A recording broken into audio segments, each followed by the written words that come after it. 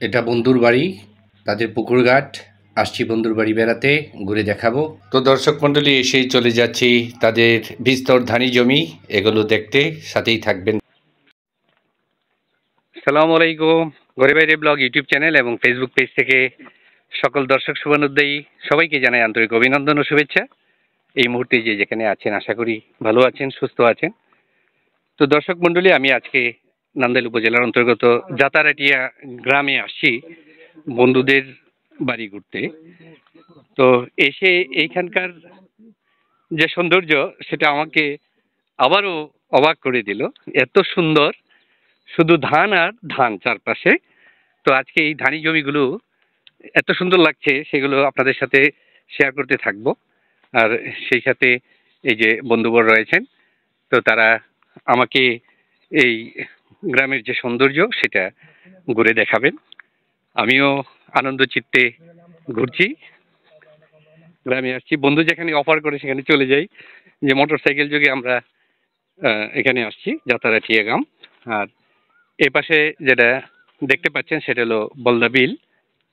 তো একটা বিল, বিলের যে এখন শুকনা মৌসুম, ওই মৌসুমে শুধু ধান আর ধান চাষ করা হচ্ছে এখন এই বিলে।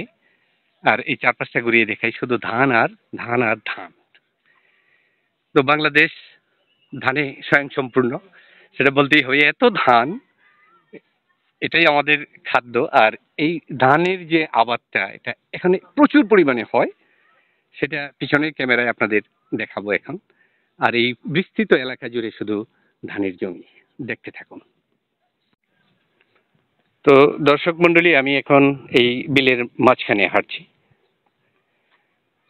এই রাস্তাগুলো এইরকম খুব শক্ত এঁটেল মাটি দিয়ে তৈরি। শুধু এই ধান আনা নেওয়া যাওয়ার জন্য এই রাস্তাগুলো তৈরি, এখানে কোনো যানবাহন চলে না।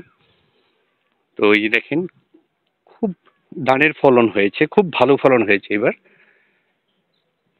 আমি খুব অবাক হয়েছি। তো আমি ব্লগ বানাচ্ছি দেখি আমার বন্ধুরা আমাকে ফেলে চলে গেছে সামনে, আর ওরা আমাকে এই বিলের মাঝখানে নিয়ে ছাড়বে।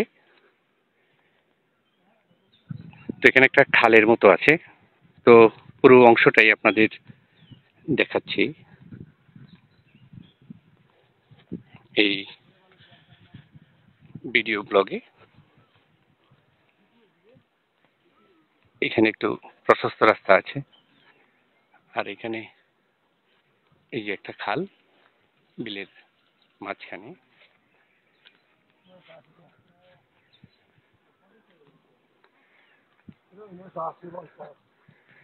তো এখানে প্রচুর। আসসালামু আলাইকুম, ভালো আছেন? আলহামদুলিল্লাহ। এইখানে এই খালের মাঝখানে, এখানে চারপাশে বেড়া দিয়ে, জাল দিয়ে বেড়া দেওয়া হয়েছে। আর এখানে এই যে হাঁসের চাষ হচ্ছে, দেখেন সুন্দর একটি প্রক্রিয়া। এপাশে আছে, ওপাশে আছে। আর সেই সাথে এখানে টাক জাল আছে, জাল দিয়ে মাছ ধরা হয়। গরুগুলোকে গোসল করানো হবে এখন এখানে। এই যে, না পানি খাচ্ছে। এই যে, কি সুন্দর দৃশ্য, মন মাতানো দৃশ্য, খুব সুন্দর।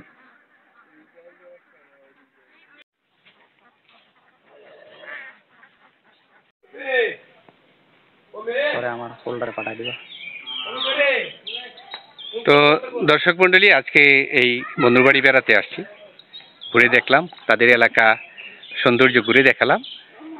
তো এখন আতিথেয়তা হবে, শেষে চলে যাব। তো সবাই ভালো থাকবেন, সুস্থ থাকবেন, এই শুভ প্রত্যাশায় আজকের ভিডিও ব্লগটি এখানেই শেষ করছি। আল্লাহ হাফেজ।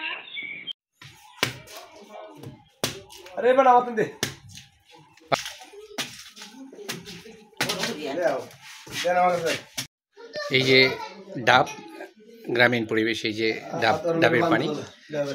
ভাবি বলেছেন ডাবের পানি ঠান্ডা, খেয়ে পড়ে মনটা।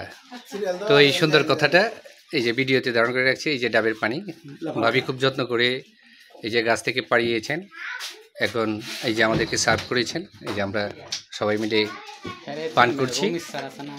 তো খুবই ভালো লাগছে এই গরমের মধ্যে। প্রথমেই এই শুরু হয়েছে এই ডাবের পানি দিয়ে, খুব উপভোগ করছি গ্রামের পরিবেশ এখন উপভোগ করছি ডাব।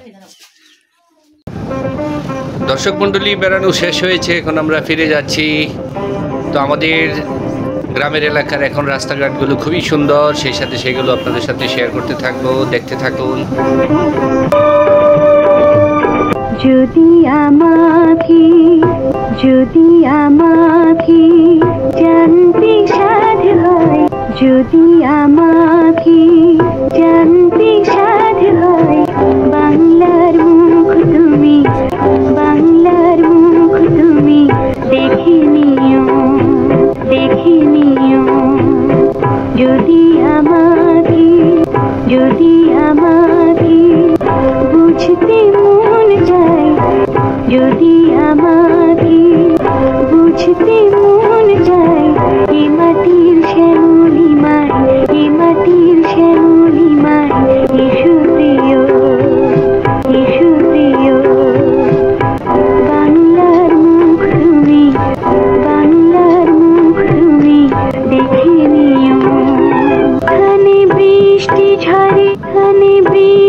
ঝরে রিমঝিম শ্রাবণের সিতারে, খানে বৃষ্টি ঝরে রিমঝিম শ্রাবণের সিতারে, কুমারী নদীর বুক কেঁপে ওঠে প্রণয়ের জোয়ারে, কুমারী নদীর বুক কেঁপে ওঠে প্রণয়ের জোয়ারে।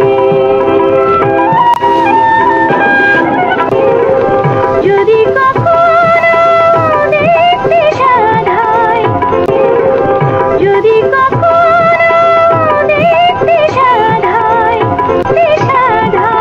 আমার মনের চঞ্চলতা, আমার মনের চঞ্চলতা,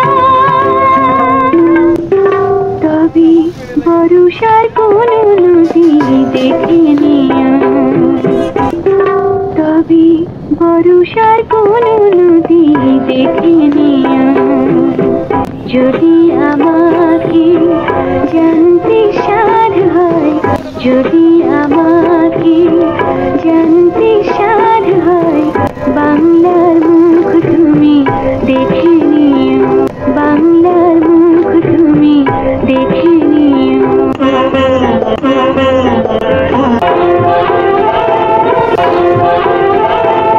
শাপলা ফোটে যখন ঝিলের জলে, শাপলা ফোটে যখন ঝিলের জলে, পাখিরা গুজন করে বনতলে, পাখিরা গুজন করে বনতলে, মনে করো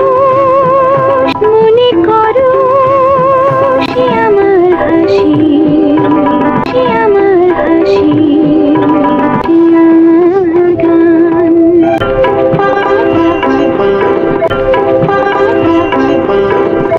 এখানে ঝর্ণা যেন যেতে চায় সুদূরে হারিয়ে, পাহাড়ি সবুজ মায়া ডাক দেয় দুটি হাত বাড়িয়ে।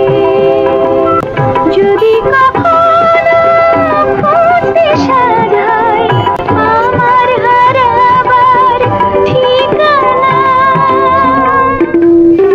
তবে নিজের হৃদয় তুমি দেখে নিও।